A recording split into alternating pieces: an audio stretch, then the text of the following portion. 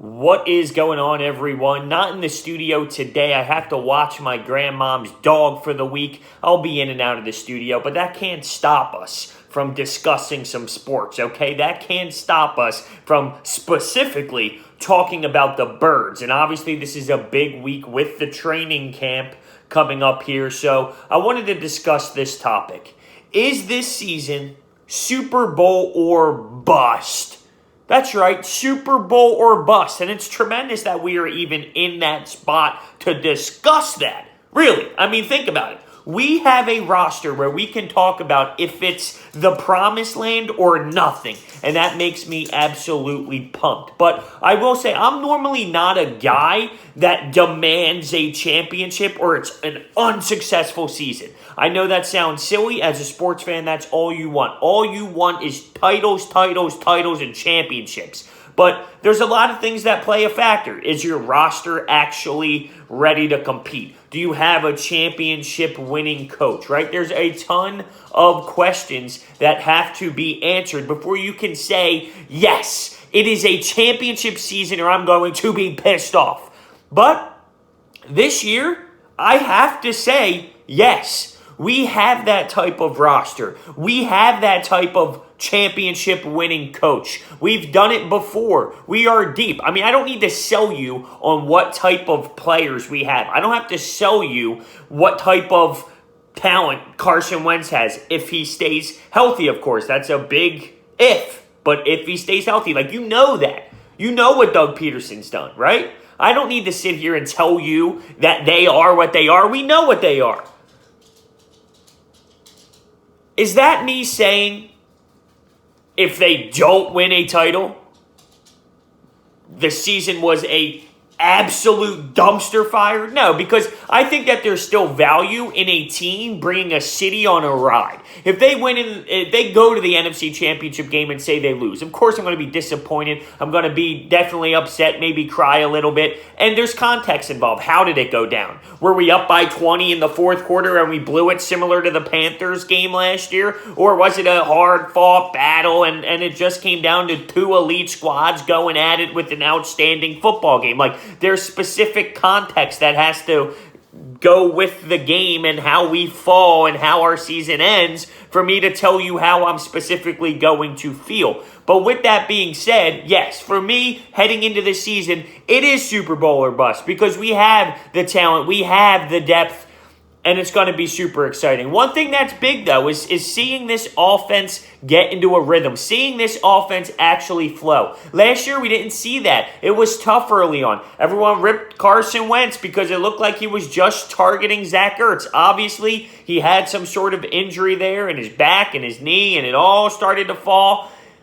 Even though his numbers statistically was not that bad, you got to factor in Mike Rowe first year here. We lost Frank Reich, so Mike Rowe stepped in. Personally, I didn't see anything that made me love Mike Rowe, but second season, second stint with the squad. Doug Peterson is more familiar with him now. They can come up with a strategic plan together and have a full offseason together after seeing some things from last year, so hopefully they get into more of a rhythm. But that first quarter offense was pretty bad last year, and that's something I want to see this team take a step with. I mean, the offense struggled with, say, deep threats. Well, bringing in someone like Deshaun Jackson should absolutely 100% help that because Deshaun Jackson is a true veteran. He's a true deep threat that if you're a defense, you need to really understand what this guy can do if he gets behind you. He can stretch the field to an elite level. So that plays a factor that we have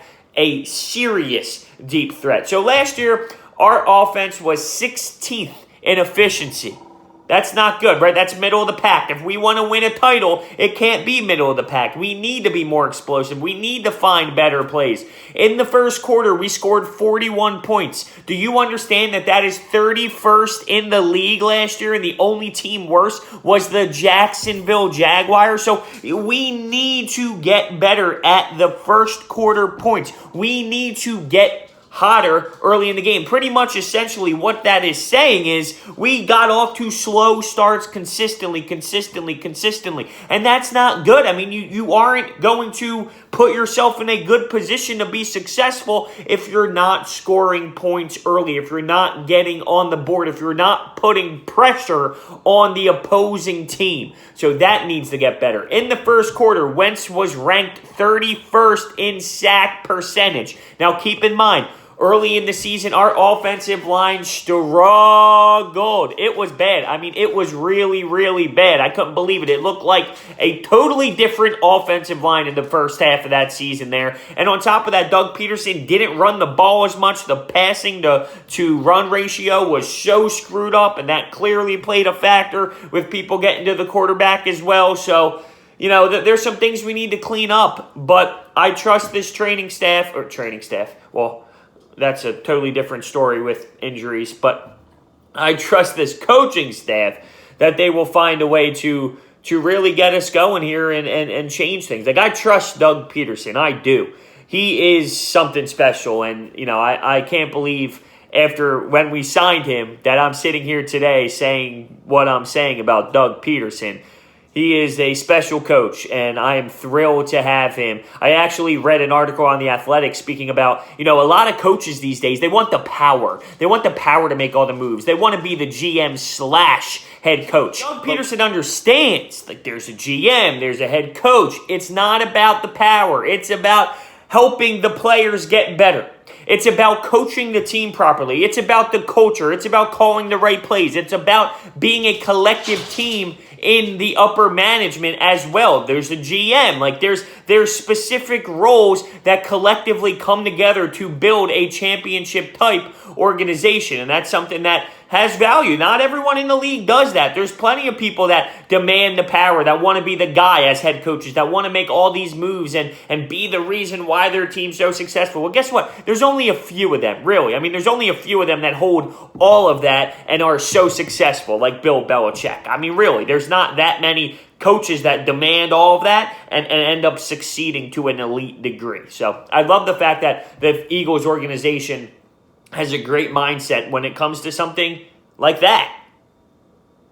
This year, in the red zone, I think we're going to be special. The 12 personnel is going to be great. I'm thrilled to see someone like Dallas Goedert, J.J. Arcega-Whiteside. I'm thrilled for them to get an opportunity to be something special in this offense, and I feel like that's a spot for it right there. That spot in that red zone opportunities, those guys are going to be able to thrive if we go with that 12 personnel look. All around, I'm just super excited for training camp to be here this week. Obviously, the Birds talk is going to pick up. It's going to be something we do a lot more consistently now because there's going to be things to talk about. How'd Carson look today? How'd Deshaun Jackson do? Was there any cool plays that happened? I'm going to start breaking down some things like we discussed. Aaron Sproles coming back. But what about our cornerbacks? What's the cornerback room looking like? Who's going to start? Is Ronald Darby going to be all right? Is Jalen Mills? Sidney Jones? Do you have a lot of hype in with his name?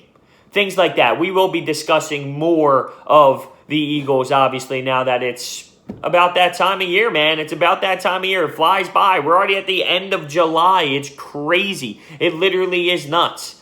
But the question of the day is it Super Bowl or bust? Where do you put this team? Would you be okay with an NFC Championship loss? For me, obviously going into the season, yes. For once in my life, I will head into a season saying it is Super Bowl or bust.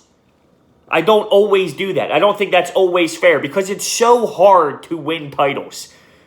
And then you have all the Boston fans saying, we demand it in every sport. Yeah, okay, that's great. The run is going to die eventually, and that's such an outlier to where sports cities really are, right? That's not normal. I can't even explain what Boston goes through.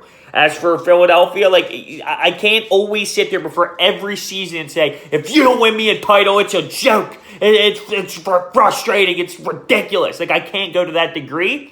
But here, this season, going into this year, with the type of talent we have, with the culture we have, with the head coach we have, with everything, with everything we have, and I also think this plays a factor. We've won a title before. We've won a championship before. So these players understand what it takes. Like, they've actually experienced it. And that goes far. So I hold them accountable because they know what it takes. They have to properly put themselves in the right position, and they've done it before, so I can expect them to do it again. Like I said, though, if we lose a heartbreaker in the NFC Championship game, and there's context around the situation on how the season plays out.